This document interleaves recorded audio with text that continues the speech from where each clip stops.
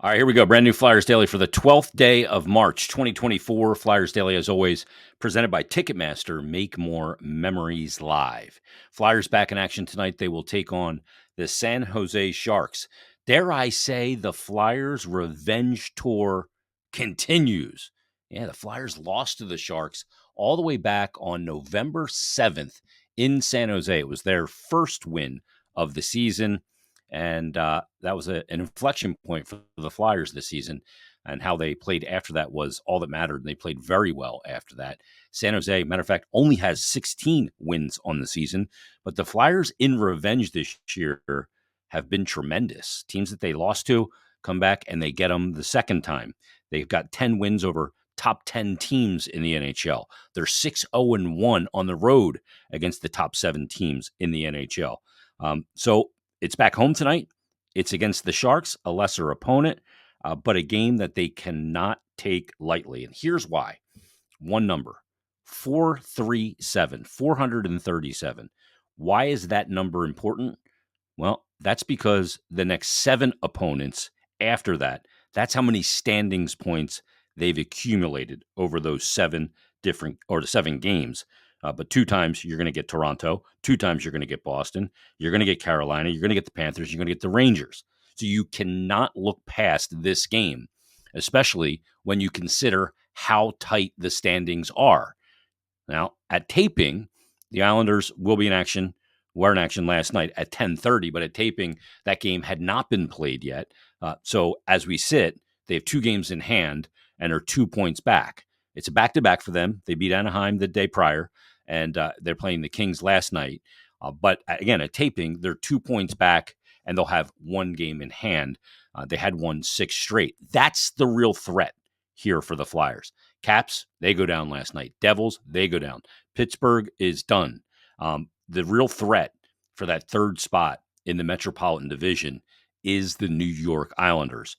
But you have to go out and you have to rebound from the 7-0 loss against the Tampa Bay Lightning and get a win over the San Jose Sharks, who are sitting in the bottom spot of the Pacific Division of the Western Conference. 63 games played, 16-40-7, 39 points for the San Jose Sharks on the season. They are 10 points back of the 7th place Anaheim Ducks. So it's been a miserable year in San Jose. And that's a team that you absolutely, in this situation, have to get a win against and grab the 2 points. The only other team with a worse record is the Chicago Blackhawks, who have a .300 points percentage. The Sharks, .310. Again, only 16 wins this season. So the Flyers need to go out, take care of business. Now, the 437, when you combine the records of Toronto, Boston, the Hurricanes, Panthers, and Rangers, that's only 5 teams, but they play a couple of those teams twice. Their combined record on the season is 200 wins, 87 losses, and 37 overtime losses for a grand total of 437 standings points. And when you look at those teams and the high talent that they have, that's what makes this game tonight paramount. Absolutely paramount. That's the 7 games on deck. As fans, we can look at that. As players on the team and them collectively, they got to look at the San Jose Sharks. Got to not worry that your head coach is suspended. You got to go out there and just do your job. And that's what the Flyers will try and do. And again, still with a banged up D-core, they did recall defenseman Adam Ginning. We'll see what the D lineup looks like for the game coming up tonight, whether it's going to be, obviously, well, Sanheim missed practice yesterday. It was a maintenance day. I think he'll be able to go tonight. Sanheim and York. And then will you have Stahl and Eric Johnson? Is it Zamula and Ronnie Attard? Where does Ginning fit in there? We'll see how they piece the 6 together for the game tonight. But no matter how they piece it together, there are no excuses. That was probably the first game of the season back on November 7th when I had a bit of a meltdown, if you will, on this podcast. I was angry at the way that game played out, but how they responded from it was what mattered, And now this is about responding to that loss against the Tampa Bay Lightning where they went down 7-0 and their coach was kicked out and he was suspended 2 games and does have a $50,000 fine. So I'm looking forward to the game tonight because I think it'll be telling, and the first period will be telling. All right, a couple other things to get to in this episode. First of all, I want to wish a happy birthday to Travis Konecny. He has his 27th birthday yesterday, March 11th. TK is now 27 years of age. Time goes by so fast. It's incredible. He was the Flyers' first-round pick in a 2015 draft, 24th overall. He was born in 1997 on March 11th. And at this point, it's pretty crazy when you look at the fact that he's played 547 NHL games. And in his last 2 seasons under John Tortorella, one of the fears for some when the Flyers hired John Tortorella was he was going to ask everybody to block shots and defend and collapse defensively, and they wouldn't be able to generate offense. Now, we did see players that played for him at other stops, and we'll go to his last stop in Columbus. Cam Atkinson was a guy that had prolific offensive numbers under John Tortorella. So did Zach Werenski on that blue line. But that was a fear of a lot of people that creative players would be kind of coached to fit a shot blocker, defensive-oriented mold. And I think we can put that to rest this season with, especially, the transition offense, but the implementation of a high transition offense that he values offense and stressing the opponent that way. In the 2 years now that TK has played for John Tortorella, of course, last year he played 60 total games. This year so far, he's played 59 total games. In last year's season, 31 goals, 30 assists, 61 points, more than a point per game player. This year, 59 games, 27 for 54 points. Last year he was a minus 12. This year he's a plus 14. That's a big difference. And in the 119 games that Travis Konecny has now played for John Tortorella, he's got 58 goals, 58 assists, and 115 points. Damn near a point per game player. He's plus 2 over that time. He's got 9 game-winning goals, 13 power play goals, and 4 shorthanded goals. And if we remember, before John Tortorella was here, TK never killed a penalty in the NHL. He was not a PK guy. So that is a bit of found money when it comes to Travis Konecny. Not only able to kill penalties, but create offense out of those penalties. So 27 years old. He's got 547 games, 168 goals, 218 assists, 386 points. He is a heck of a player. Wasn't taken at the top of a draft. Is he a superstar? No. Is he a 2-time All-Star? Yes. He has been a 2-time All-Star. He had the back-to-back-to-back triple years where he scored 24 goals in a season, and the last one of those 3 was the 1920 season when TK played 66 games of the 69 before the pandemic. He's been a really good player for this Flyers team, and with him 27 years of age now, it's been a real interesting kind of guy to watch from the beginning of his pro career in 2016-17 at the age of 19 to now, and see the maturation of not only a player and his game, the maturation of the way he carries himself in between the whistles, the way he carries himself off the ice.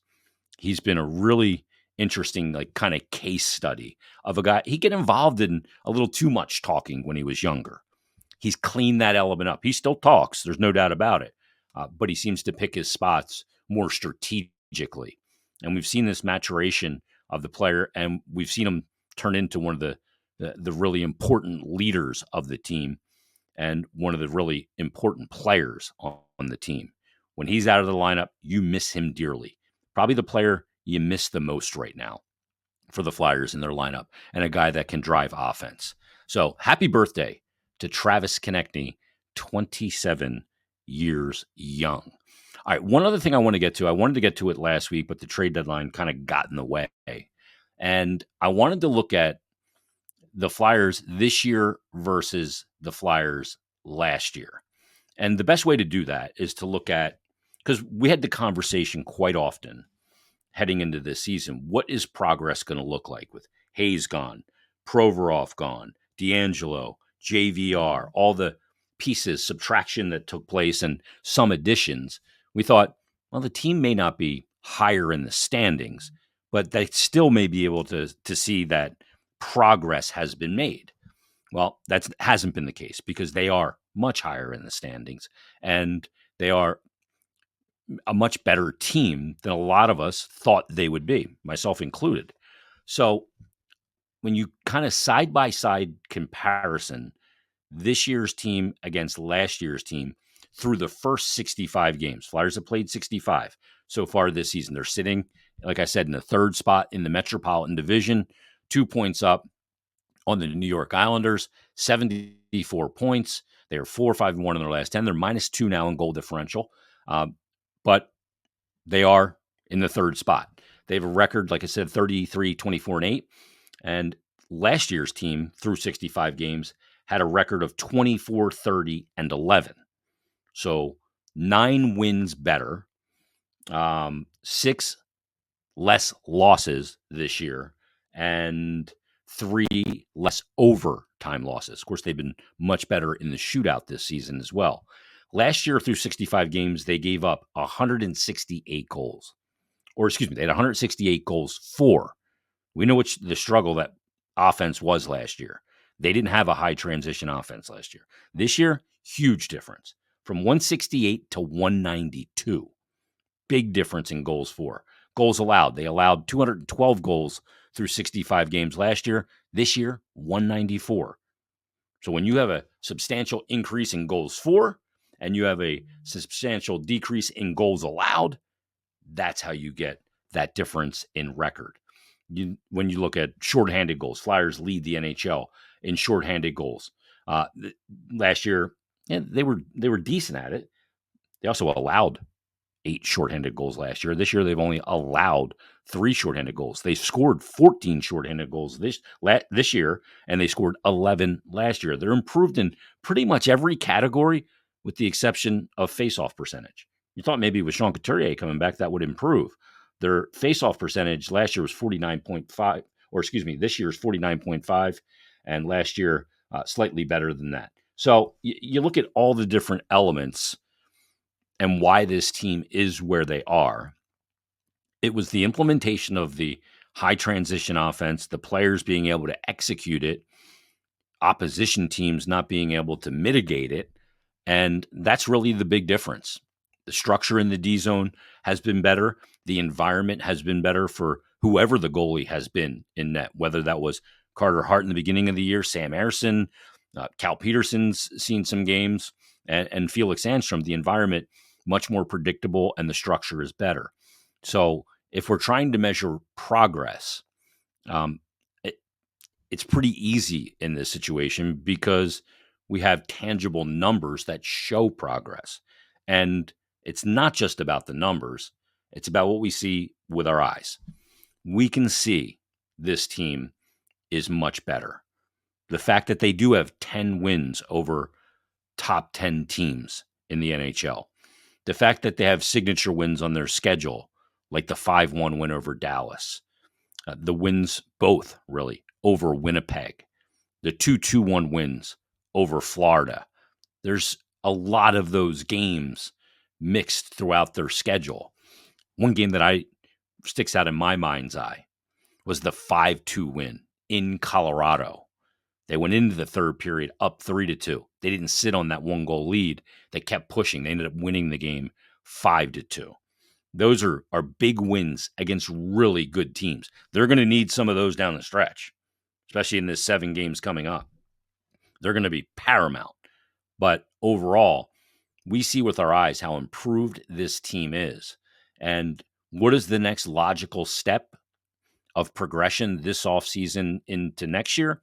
Well, we just don't know that yet because we don't know what pieces still may be moved. What we have learned over the last couple of years is that a lot of conversations that take place around trade deadline can lead to a trade in the offseason. A lot of groundwork gets laid. So we'll see if there's more subtraction this offseason. But Torts talked about it last year.